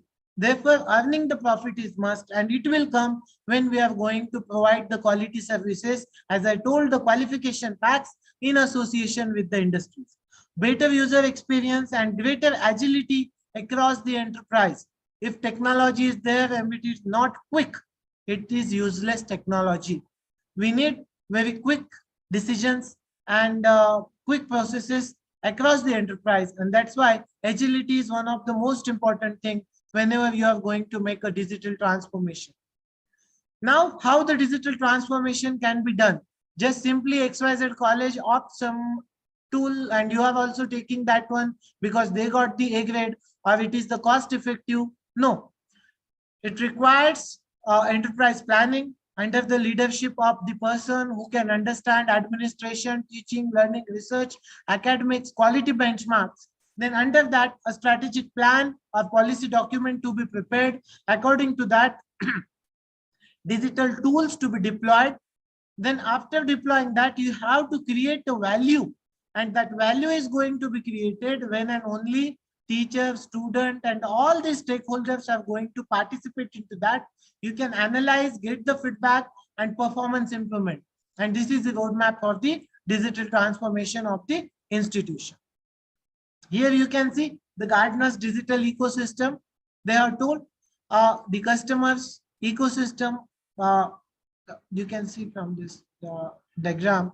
Engage the students, teachers, staff, interact with the ecosystem. Sense, Internet of Things, higher education of internet, artificial intelligence, machine learning, these things are coming. So we have to sense IT systems, we have to run them, and somehow the new intelligence which is coming, that will give you the direction to make the decision where the institution is moving, whether you are below average or above average, or you are reaching to the excellence. At the last, I will conclude my session. Internet has started reshaping of education system. Education will not be same in the coming decade. There is no chance for going back. Now by hook or crook, just because of pandemic or whatever it may be, we came into it. Rational classrooms must be transformed. In coming couple of years, formal colleges and classrooms will not have the attraction as we have today. So for this, we need the money and professional people and lot of optimism, what we are going to do, why we are going to do, what we are going to achieve, and these things. And one who will prepare for the future will have the future, otherwise there is no future. So you have to decide whether it is a butterfly or caterpillar. This is in the hand of the faculty members, management, and administrators and decision makers, how the institute will be transformed to the digital learning place, institute of excellence with the quality policies, quality investment, and the transactions. Thank you so much for providing this opportunity. I'm thankful to the cluster, A.P.C college, and all other collaborative colleges, Golda ma'am and all. Thank you so much.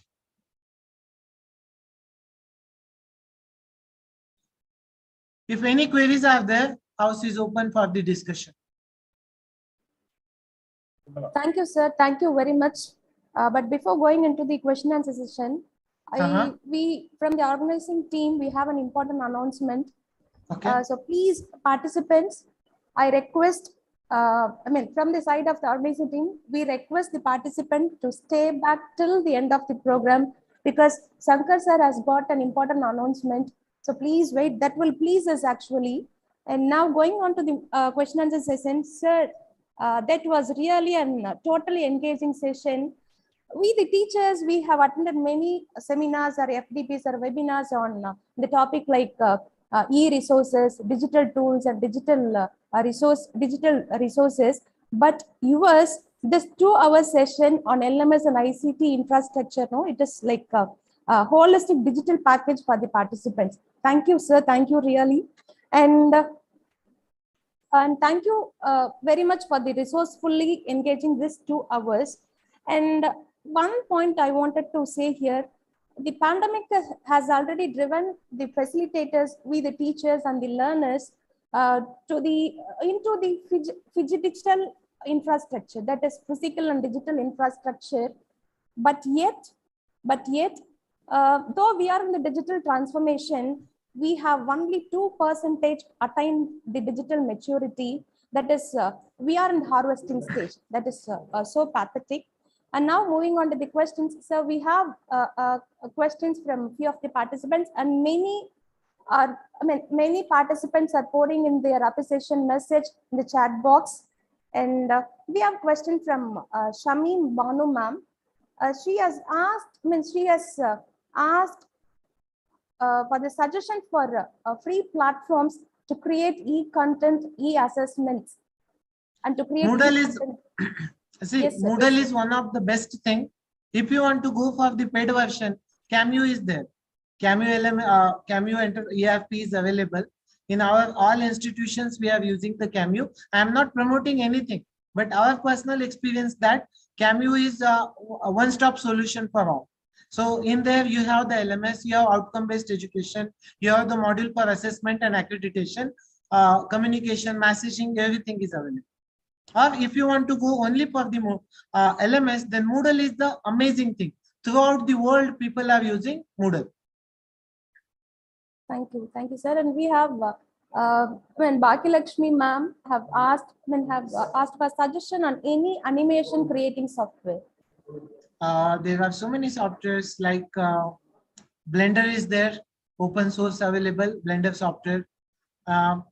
They have several softwares. Unfortunately, I'm sorry, I'm not using anything, but Blender is the best, free and open source. And for this, you have tutorials in IIT Bombay spoken tutorial. Free of cost access also you can have. Thank you, sir. And Dr. Ishwaran asked to share a few different ICT tools. For what purpose? Which ICT tools they want to know? That he hasn't mentioned. Generally, he has asked to share different ICT tools. There are so Vimala many madam, tools, Vimala Yes, madam, yes, see, sir. Rajmohan can be contacted on Telegram app. Yes, sir. And Yes, sir. if there are any specific questions relating to the particular college, perhaps you can raise the question there on Telegram app or IQAC Cluster app. Is it okay, Rajmohan? Yes, sir. Yes, sir. Right. Thank you, sir. And now over to Sankar, sir. It's an honor, see, to permit me. My colleague, see, friend, Kangude sir from the IQAC cluster, Ramasubaya Garu and Lily Golda madam have accepted my proposal. You see that one of the participants, it is 686 plus or 687 plus as on date, will be selected by these two coordinators from Madurai and Thoothukudi for the award. You see, the participants will have to be present, you see, every day, submit their feedback link, and one A4 size page write up about the experiences in this webinar may be sent to Ramasubaya Garu or Lily Golda madam, and they will choose the person who is to be awarded this gold medal. You see, I say only one gold medal. See, unless you force me to come up with two. Gold medal, of course, a shawl and a stall. Yeah, that'll do. This is in the name of our college, Akinin Nageshwara College, Gudivada. When I said gold medal, it's not as I informed earlier, yesterday, it is 20 grams, see, pure silver medal, electroplated with gold. That will be presented, and Lily Golda madam has that experience, you see, and she will share the information. Thank you anyway. And this was a wonderful session by my young friend, bachelor friend, Rajmohan. See, he has done wonderfully well. We'll not be able to emulate him because he is from the Department of Computers and he is wedded to education and computers. Once perhaps his real wife comes into his life, then see the concentration perhaps may lessen. What do you say, Kangude sir? Kangude sir's audio to be... Unmute your mic, sir. Kangude sir. Yes, Kangude sir. Yes, Kangude. To be unmuted. Please enable. Yeah. Yes, enabled. Sir. Please unmute yes. yourself. No. It's so very nice to hear the entire thing. My special request to all the participants: see how education is going to change. So either whether you want it or don't want, doesn't matter. It is going to change. So this is the message one should take from this entire discussion from by Professor Rajmohan Pardeshi, that if until and unless we make aware about all our staff members, managements, and everyone in this higher education system, until and unless we become aware of these type of coming trends in higher education, it won't be there won't be a quality, and there won't be other issues also. So this is what one of the I think in the beginning also we talked in the morning with Rajmohan that maybe whatever he has presented here will it long last up to 1.5 hours or like that. But I'm sure there are a lot many things have been remained till in his discussion too. One more very integral part of this process of assessment and accreditation is the website of an institution. That is also a part of this ICT infrastructure. In fact, because of this paucity of time, he couldn't touch this particular aspect of this assessment accreditation. But college management, authorities, principals, IPC coordinators, and everyone should be aware about this importance of this college website too. That plays a very, very vital and important role in this entire process. So I relentless session, almost 1 hour and 40 minutes taken by Rajmohan was entirely a different world.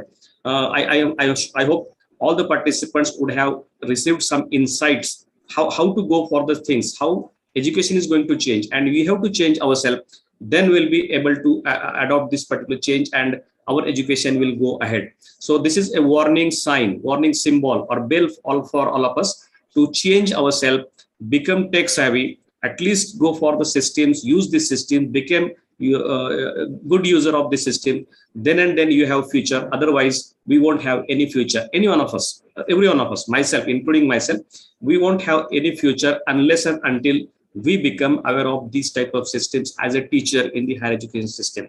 So thank you, Dr. Sankar sir, Dr. Ramasubbayam sir, Vimla ma'am, Golda ma'am, and almost our very young friend Rajmohan.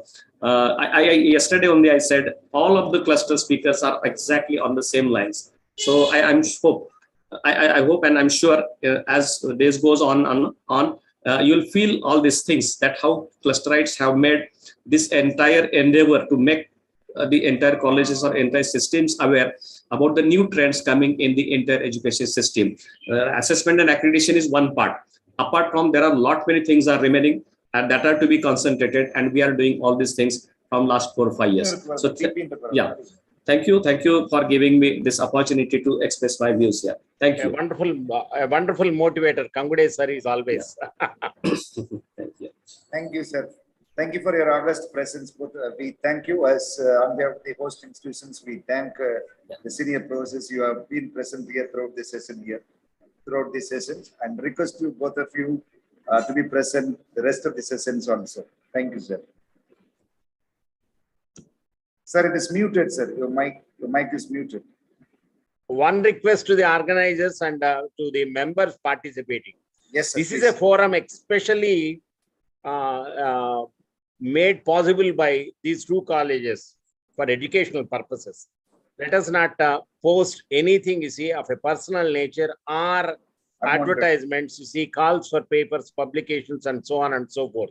We have that sad experience on Telegram group also. People saying that they'll publish this, that, whatnot, everything. Let this session or let this platform be not used. Congrats, sir, I have been experiencing this even in the chat box. You see, what can I say? Okay, sir. Yes. Okay. Over to you, Vimla ma'am. Thank you, sir. Sir Ramasubbayam sir, do you have anything to say, sir? No, that's what sir strictly told. This is a humble request to all the participants. Don't post anything in the chat box, except queries, except questions, and no personal advisements, no link there. That disturbs the flow of the session. This is a humble request from the host side. There is a question, you see, write up for one day or all days. When we say a write up is called for all 7 days, we are requesting you to write a few sentences, 1 page, 1 side typed A4 about the 7 days experience of the FDP. Yes, sir. It is not about 1 day. See, no one night stands. It's a 7 day together we travel. That's what I wish to make somebody clear. is asking to share the recording of the sessions. Don't worry, we'll share the link of all the 7 sessions at the end of the 7-day program. You can access the link and you can see all the videos. We'll do it. My suggestion is that put all these things on YouTube itself. Sure, it will be available to all. It will be able to call everyone. That's better. That's better. Exactly. Whether they are able to use it or not is earlier, they'll be able to use it in future, even in their colleges along with their colleagues. We'll upload it in YouTube, and that link will be also available in our college website, in both college websites. That's a good one. Nice. That's a good one. Yes, sir. Thank you, sir. Very kind of you, sir. Thank you, sir. Please go ahead. Thank you so much. Just form a word of thanks, sir. Rajmohan, sir. Please stay back. Just for a few minutes. The write-up, 1 minute. Somebody was asking, see, where to send the write-up. Send the write-up either to your Madurai College or Thoothukudi College. No. Give the mail ID, our mail ID. Give them our mail ID. Chat box. We shall share the mail ID in the WhatsApp group, sir. Yeah, that's wonderful. Okay. Yeah. We have created 7 WhatsApp groups where you can post your write-up, where naturally other participants also can see your what you have written there. And otherwise, in case you want to personally want to send it, we'll share with you our mail ID. That's Common wonderful. mail ID. The common share our common mail ID. Yes, sir. That will share in the WhatsApp group. So we'll share it in the WhatsApp group. Thank you so much, sir. Over to Vimala, you please propose Vote of formal thanks. vote of thanks. Thank you, sir. And I am much pleased and overwhelmed to propose a vote of thanks for today's session. I would like to thank I would like to express my thanks to Rajmohan sir. Sir, as I said, it was like a digital package of 2 hours for the whole participants, holistic digital package for the participants. We have an idea of preparing course content based on the 4 quadrants suggested by UGC, but we are not aware of the 4 quadrants. What are the things that UGC is asking for? But today you have clearly explained the detailed 4 quadrants of e-content, and moreover, you were also explaining about the basic system of basics of learning management system, and you were also showing the demo of Moodle case study. You were also talking about ICT infrastructure and then about digital transformation. It was really nice, and I thank you very much for engaging the whole 2 hours like this, sir. And my special thanks to Kangude sir and Sankar sir. Though you both are busy persons, engaging, you were attending the session from the beginning. And my special word of thanks to Kangude sir for briefing at the end of the session the need of the ICT and LMS platform for the teachers exclusively. And my word of gratitude to Sankar sir. Though he is above 60, his energy level is I cannot explain his energy level. On seeing his energy level, we are getting motivated. Thank you very much, sir. Is there any need, is he, for reminding the participants that I am 60 plus? No, sir. It's just for motivation. Rajmohan, what is this? Just for motivation. So somebody makes a comment that age is just a number. Yes, sir. It is. And one point I must say here that when sir was talking about LMS, Rajmohan sir was talking about LMS, Sankar sir posted in the chat box that there is a question in 4th criterion, that is 4.2.3, I guess. It has got this much, it is about Mbps. And when it comes for 6th criterion, he was also putting the exact question number. With the question number in 6th criterion, he was posting the message. I was wondering on his memory, and moreover, he was posting the links for the participants now and then who were asking for the e-contents on life sciences and such things and animated videos. He was giving the links. That impressed me much, sir. Thank you very much. We are overwhelmed by your response like this. Thank you, sir. Thank you, sir. Thank you. And thank you, sir. And my gratitude to the organizing team and the principals of both the college and the secretary and management team of both the colleges. And my special thanks to the participants of today's session who were very active and who were posting messages repeatedly on appreciating the slides and the resourcefulness of today's resource persons. Thank you very much, participants. We expect the same enthusiastic participation in the forthcoming days also. Thank you very much. Thank you, everyone. Thank you, Rajmohan, sir. Thank you so much. Thank you, sir. Golda, ma'am, thank you so much. Please unmute your mic. Mic is muted. Yes, thank you. Thank you. For quite some time, I've been trying to switch on my audio. Okay. Thank you, Rajmohan, sir. That was a very wonderful presentation. He is gone.